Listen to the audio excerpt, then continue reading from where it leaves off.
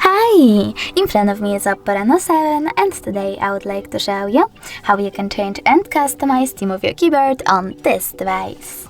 You need to start by accessing settings and scrolling all the way down right away. Then tap on System Settings, select Keyboard and Input Method, Gboard and finally Theme. Over here you can scroll down and choose Show More. Then see all available keyboards. Tap on the best one for you. I will go with that one. Manage key borders by clicking on the switcher and then save your keyboard by choosing Apply. As you can see, now when I go back, theme of my keyboard has changed. But you can always go into the same settings and tap on this plus icon over here under My Themes. Then customize your keyboard with an image. I will go with, for example, that one. Then pinch it to scale and drag it to move.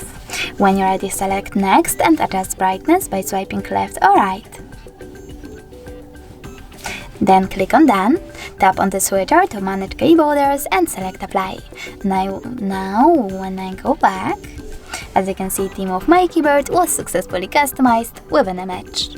Thanks so much for watching. If you enjoyed this video, don't forget to leave a like, comment and definitely subscribe.